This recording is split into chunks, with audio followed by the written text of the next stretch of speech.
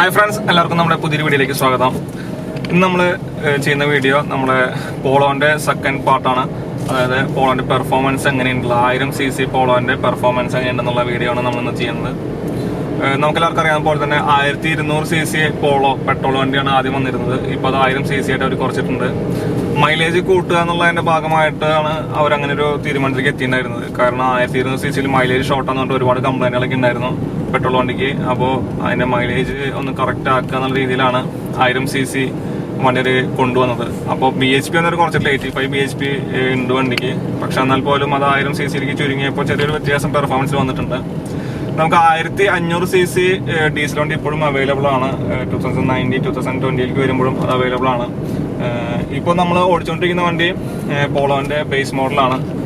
പക്ഷെ ഈ ഒരു ബേസ് മോഡൽ അല്ലെങ്കിൽ ഫുൾ ഓപ്ഷൻ എന്ന് പറയുന്ന വണ്ടിയുടെ വേരിയന്റിന് വലിയൊരു വ്യത്യാസമൊന്നും ഇല്ല. കാരണം പോളോ ഒരു ജർമ്മൻ കാറാണ്. അപ്പോൾ അവർ സ്റ്റാൻഡേർഡ്സ് ബേസിക് ആയിട്ടുള്ള, അതായത് സ്റ്റാൻഡേർഡ്സ് ബേസ് വണ്ടിയിൽ പോലും ഓൾമോസ്റ്റ് എല്ലാ സ്റ്റാൻഡേർഡ് ആയിട്ടുള്ള ഫീച്ചേഴ്സും അവർ നമുക്ക് നൽകുന്നുണ്ട്. ഈ ഒരു വണ്ടിക്ക് സ്റ്റാർട്ടിംഗ് പ്രൈസ് വരുന്നത്, അതായത് 1000cc വണ്ടിയുടെ സ്റ്റാർട്ടിംഗ് പ്രൈസ് വരുന്നത് ഓൾമോസ്റ്റ് 5.6 lakhs അടുത്തൊക്കെയാണ് നമുക്ക് വണ്ടിയുടെ വില വരുന്നത്. ഫുൾ ഓപ്ഷൻ വണ്ടിക്ക് ഏകദേശം 8.30 പെട്രോൾ വണ്ടിക്ക് വരുന്നത്.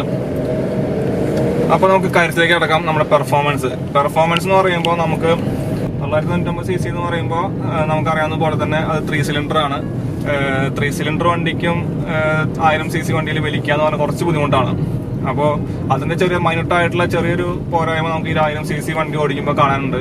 പവർ ചെറിയൊരു ലാഗ് ഉണ്ടോ എന്നൊരു സംശയമുണ്ട്. ഇപ്പോൾ ആക്സിലറേഷൻ ഒക്കെ കൊടുക്കുന്ന സമയത്ത് നമുക്ക് പെട്ടെന്നൊരു ആക്സിലറേഷൻ വണ്ടിക്ക് വരുന്നില്ല. പക്ഷേ സ്മൂത്ത് ആയിട്ടുള്ള, അതായത് സ്ട്രൈറ്റ് റോഡിലൊന്നും വലിയ കുഴപ്പമില്ല. ഒരു 80, 85, 90 ഒക്കെ സുഖമായിട്ട് വണ്ടി കയറുന്നുണ്ട്. നമ്മൾ മീറ്ററിൽ നോക്കുമ്പോൾ മാത്രമാണ് നമുക്ക് മനസ്സിലാവുന്നത് കിലോമീറ്റർ എത്ര കയറുന്നുണ്ടെന്നുള്ളത്. പക്ഷേ നമുക്ക് ഒരു 5 സീറ്ററൊക്കെ ആയിട്ട്, അതായത് 5 ആൾക്കാരൊക്കെ ആയിട്ട് പോകുമ്പോൾ ചിലപ്പോൾ ഈ ഒരു പെർഫോമൻസ് കിട്ടിയെന്ന് വരില്ല. അതുപോലെ തന്നെ ഇപ്പോൾ ഒരു കുന്ന് കയറുക, മല കയറുക, അങ്ങനെയുള്ള ഇതിലൊക്കെ വരുമ്പോൾ നമുക്ക് ഈ ഒരു പെർഫോമൻസിൽ ചെറുതായിട്ടൊന്ന് ബാധിക്കാൻ സാധ്യതയുണ്ട്. ഒരു ചെറിയൊരു ടേണിങ് എടുത്ത് നോക്കാം. അതിൻ്റെ ടേണിങ് റേഡിയസ് ഒന്ന് നോക്കാനായിട്ട്. ടേണിങ് റേഡിയസിനൊന്നും വലിയ ബുദ്ധിമുട്ട് ഇല്ല. കറക്റ്റ് നല്ല അടിപൊളി ടേണിങ് റേഡിയസ് ആണുള്ളത്. പിന്നെ പെർഫോമൻസിൻ്റെ കേസിൽ ഈ ഒരു ബുദ്ധിമുട്ടാണുള്ളത്.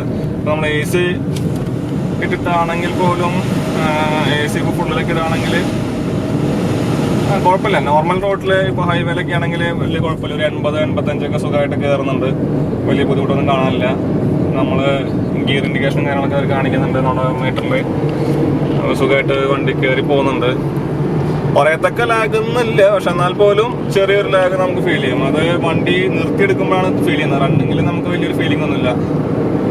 അതുപോലെ തന്നെ ഇപ്പോൾ 80-85 വണ്ടി പോകുന്നത് നമുക്ക് അറിയാൻ കൂടി ഇല്ല. അത്രയും കംഫർട്ടാണ് വണ്ടിയിൽ പോകുമ്പോൾ. നമ്മൾ വീട്ടിലേക്ക് നോക്കിയാൽ മാത്രം തന്നെയാണ് നമുക്കൊരു 80-85 അല്ലെങ്കിൽ ഒരു 90 പോകുന്നുണ്ടെന്നുള്ളത് അറിയാനായിട്ട് സാധിക്കുന്നുള്ളൂ. അപ്പോൾ അടുത്തത് നമ്മൾ ഇതിൻ്റെ ഷോക്ക് അബ്സറിനെ കുറിച്ച് പറയുകയാണെങ്കിൽ, നമുക്കിപ്പോൾ വലിയ കുഴിയിൽ ഇപ്പം നമ്മൾ റോഡൊക്കെ ഓൾമോസ്റ്റ് എല്ലാം ക്ലിയർ ആണ്. എന്നാൽ പോലും ചെറിയ ചെറിയ കുണ്ടുകളൊക്കെ ഉണ്ട്. കേട്ട് നോക്കുമ്പോൾ ചെറിയ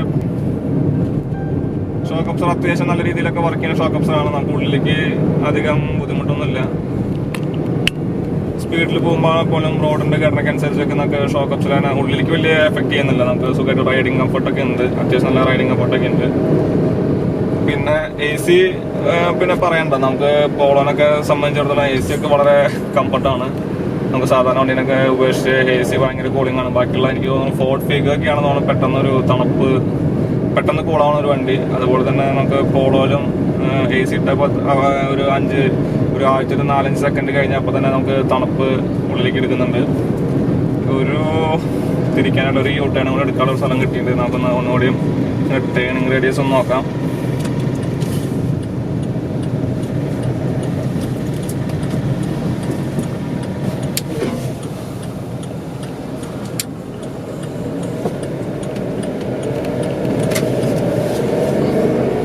വണ്ടി സുഖമായിട്ട് വലിഞ്ഞു വരുന്നുണ്ട്. ഇങ്ങനെ തിരിഞ്ഞ് കറക്റ്റായിട്ട് കയറുന്നുണ്ട്. പിന്നെ ആക്സിലേഷൻ കൊടുക്കുമ്പോൾ ഉള്ളിലേക്ക് നോയ്സൊന്നും അധികം എടുക്കുന്നൊന്നുമില്ല. വളരെ നോർമലായിട്ടുള്ള നോയ്സൊക്കെ തന്നെയുള്ള. പിന്നെ പോളോ എന്ന് പറയുമ്പോൾ അതിൻ്റെതായൊരു ഇതുണ്ടായിരിക്കും. അപ്പോൾ അതിൻ്റെ ഒരു പ്ലസ് പോയിന്റ് ആണ്. ആദ്യം ഉള്ളിലേക്ക് അധികം സൗണ്ടൊന്നും വരുന്നില്ല ആക്സിലറേഷനൊന്നും.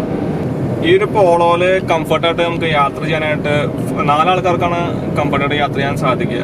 5ാമത്തെ ആൾക്ക്, അതായത് ബാക്കിലെ സീറ്റിൽ നടുക്കിലിരിക്കുന്ന ആൾക്ക് കുറച്ച് കംഫർട്ട് കുറവ് ഫീൽ ചെയ്യേണ്ട സാധ്യതയുണ്ട്.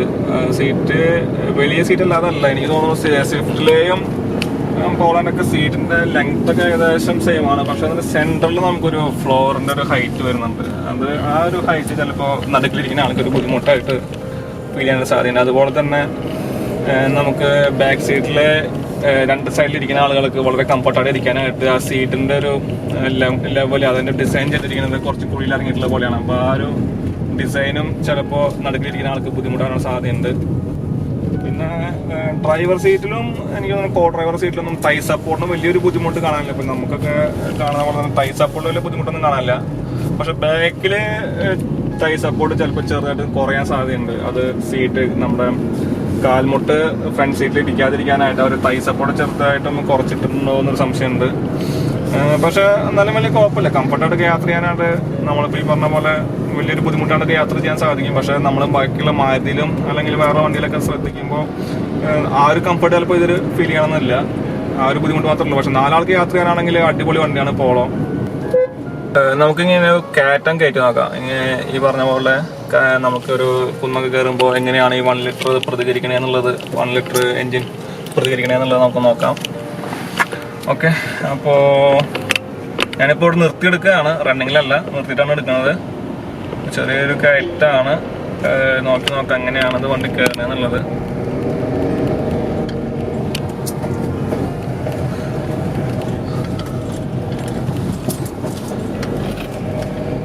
വണ്ടി 1 ലിറ്റർ കുറച്ച് ബുദ്ധിമുട്ടാണ് കയറാൻ. ഫുൾ ആക്സലറേഷനിലെ വണ്ടി കയറി പോകുന്നുണ്ട്. പക്ഷെ ഒന്ന് നിർത്തിയെടുക്കണം എന്ന് വിചാരിച്ചാൽ, അതുപോലെ തന്നെ 5 ആൾക്കാരൊക്കെ ഉണ്ട് എന്നുണ്ടെങ്കിൽ കുറച്ച് ബുദ്ധിമുട്ടാകും. AC ഒക്കെ ഓഫ് ചെയ്യേണ്ടി വരും നമുക്ക് കയറണമെങ്കിൽ. പക്ഷെ എന്നാലും ഫുൾ ആക്സലറേഷനിൽ വരികയാണെങ്കിൽ വലിയ ബുദ്ധിമുട്ടൊന്നുമില്ല, നമുക്ക് സുഖമായിട്ട് കയറി പോകാം. പക്ഷെ ലോഡ് ഉണ്ടെങ്കിൽ എനിക്ക് തോന്നുന്നു കുറച്ചും കൂടി കംഫർട്ട് കുറവാനായിട്ട് സാധ്യതയുണ്ട്. ഇനി നമ്മുടെ മീറ്റർ കൺസോളിനെ കുറിച്ച് പറയുകയാണെങ്കിൽ നമുക്ക് ലെഫ്റ്റ് സൈഡിലായിട്ട് RPM, അതുപോലെ തന്നെ റൈറ്റ് സൈഡിലായിട്ട് നമുക്ക് സ്പീഡോമീറ്റർ സ്പീഡ് വന്നിട്ടുണ്ട്. പിന്നെ സെൻട്രലായിട്ട് നമുക്ക് ഇവിടെ ടൈം കാണിക്കുന്നുണ്ട്. അതുപോലെ തന്നെ നമുക്ക് എത്ര ടെമ്പറേച്ചർ ഉണ്ട് എന്നുള്ളത് കാണിക്കുന്നുണ്ട്, എത്ര കിലോമീറ്റർ ഓടി, ട്രിപ്പ്, പിന്നെ നമുക്ക് ഫ്യൂൽ എത്രയും ഉണ്ട്. ഇതൊക്കെയാണ് നമ്മുടെ മീറ്ററിലുള്ള ഫുൾ കാര്യങ്ങൾ. ABS കംപ്ലൈൻറ്റ് അങ്ങനെയുള്ള എല്ലാ കാര്യങ്ങളും മീറ്ററിൽ കാണിക്കും. എയർ ബാഗ് അങ്ങനെയുള്ള എല്ലാ കാര്യങ്ങളും മീറ്ററിൽ കാണിക്കും. ഇനി ഇതിലെടുത്ത് പറയേണ്ട ഒരു കാര്യം സ്റ്റിയറിംഗിൻ്റെ ഒരു കംഫർട്ടാണ്. സ്റ്റിയറിംഗ് നമ്മൾ പിടിക്കുമ്പോൾ വളരെ സ്മൂത്തുള്ള സ്റ്റിയറിംഗ് ആണ്. ഇലക്ട്രോണിക്കലി സ്റ്റെബിലൈസ് ആയിട്ടുള്ള സ്റ്റിയറിംഗ് ആണ് നമുക്ക് ഈ ഒരു പോളിൽ വരുന്നത്. അതുപോലെ തന്നെ ഈ ഒരു ബേസ് മോഡൽ തൊട്ട് തന്നെ നമുക്ക് ടിൽറ്റും റീച്ചും ചെയ്യാൻ പറ്റുന്ന തരത്തിലുള്ള സ്റ്റിയറിംഗ് ആണ്. അപ്പോൾ അതുകൊണ്ട് തന്നെ ഡ്രൈവിംഗ് സമയത്ത് നമുക്ക് ഡ്രൈവ് ചെയ്യുന്ന ആൾക്കാർക്ക് വളരെ കംഫർട്ടായിട്ട് ഡ്രൈവ് ചെയ്യാൻ സാധിക്കുന്ന തരത്തിലാണ് സ്റ്റിയറിംഗും സെറ്റ് ചെയ്തിരിക്കുന്നത്. ഇനി പെർഫോമൻസിൻ്റെ കാര്യത്തിൽ നമ്മൾ ഉൾക്കൊള്ളിക്കേണ്ട ഒരു കാര്യം കൂടിയുണ്ട്, മൈലേജ്. ഈ ഒരു വണ്ടിക്ക് പോളോയ്ക്ക് ലഭിക്കുന്ന മൈലേജ് എന്ന് പറയുന്നത് സിറ്റീസിൽ ഒരു 13-14, അതുപോലെ തന്നെ ഹൈവേസിൽ ഒരു 18-19 ആ റേഞ്ചിലൊക്കെയാണ് നമുക്കിപ്പോൾ പോളോയിൽ മൈലേജ് കിട്ടുകൊണ്ടിരിക്കുന്നത്.